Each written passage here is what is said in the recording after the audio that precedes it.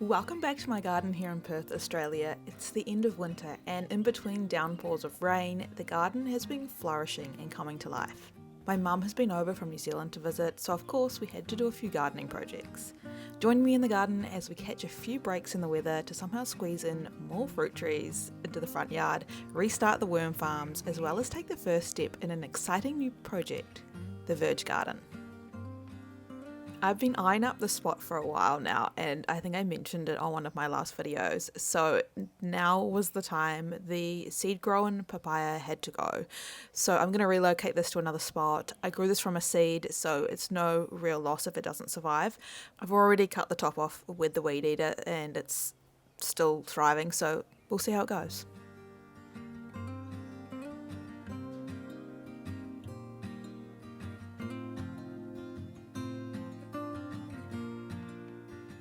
This little spot here is my tropical fruit section, so I have a starfruit, a soursop and a lychee pretty close together, as well as then my custard apples are further down.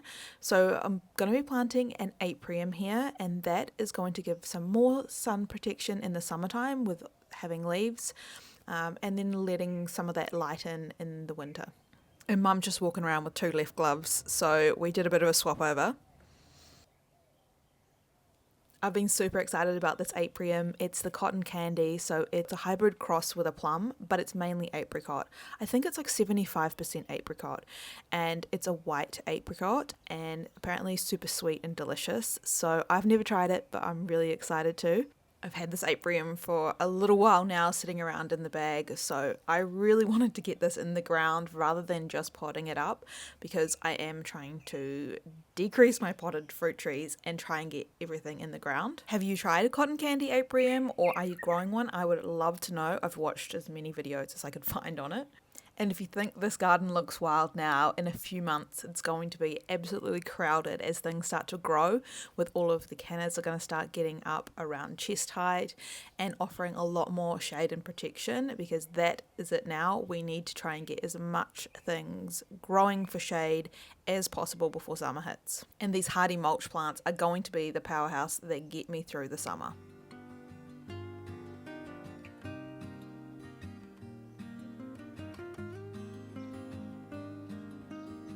If you've ever started a garden from a blank canvas before, you'll know how hard it is to get started.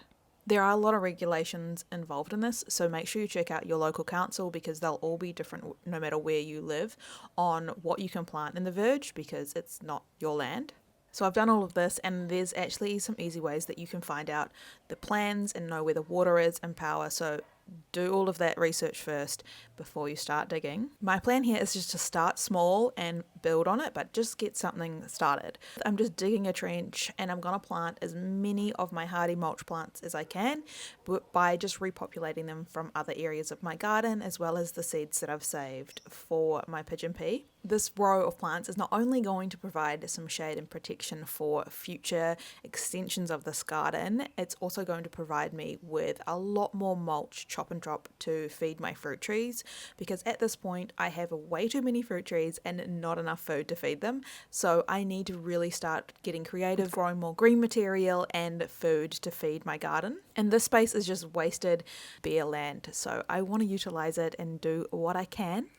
And it's about this point that I realised that my garden lines are not very straight at all, and I'm probably going to get in trouble for not using string lines and measuring it, but sometimes you just got to risk it. One of the hardest parts about this area is that it is so hot and it is so dry and it is pure sand. So I'm starting from scratch on all levels with this garden. In summer, there will be no shade out here. It will be hot, hot, hot.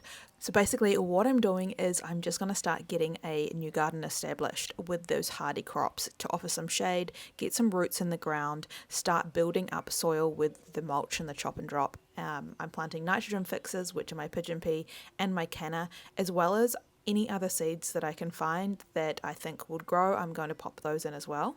I'm a huge advocate of using what you have and doing what you can.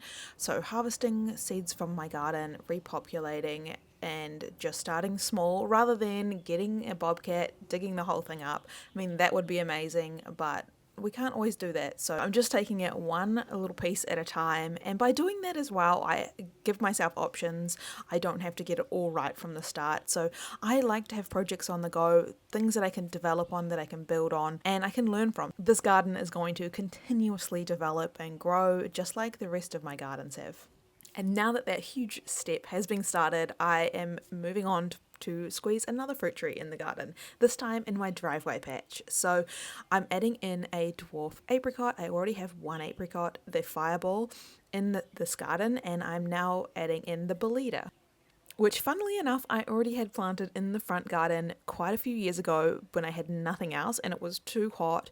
It was dying, so I dug it up and put it in a pot until now, and now it's going back into a new spot that hopefully it can thrive. And because we dug this out recently with a digger, the soil is super light and easy and full of good nutrients.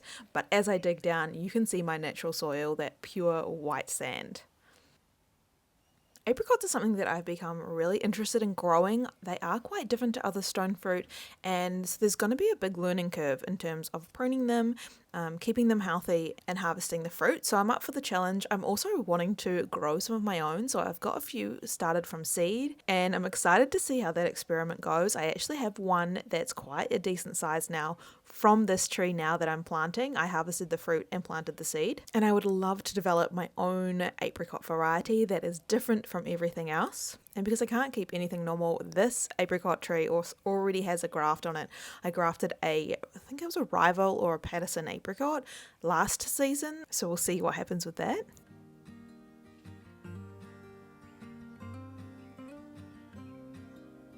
Take a look at my low chill nectarina. It is in full bloom. It's definitely going to be one of the early varieties. And you guys, I got my first glimpse of a frog coming back to the pond. And now I'm just squeezing in this papaya that we dug out at the start to see if I can get that to transplant. If not, no real loss. I've got heaps of seeds.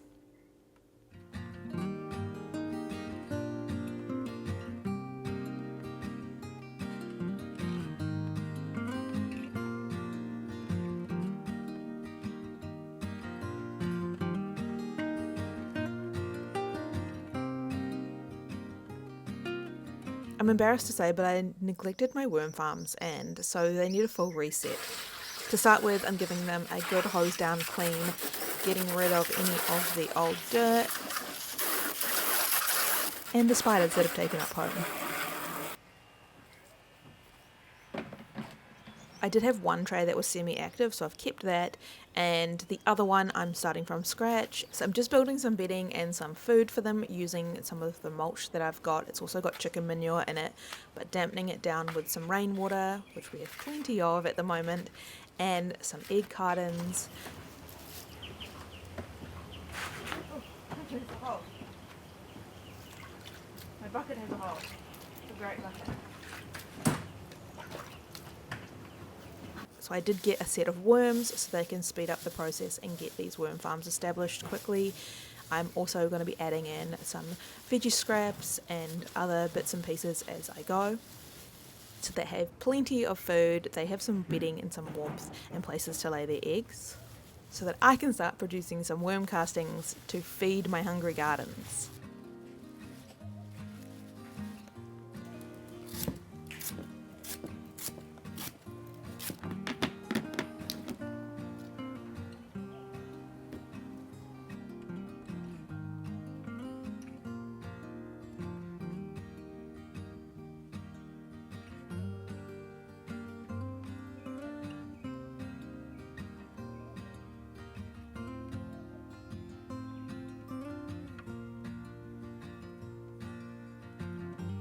I hope you enjoyed this update from the garden, and make sure you join us for the next video because there is a lot of food that needs to be harvested from these gardens.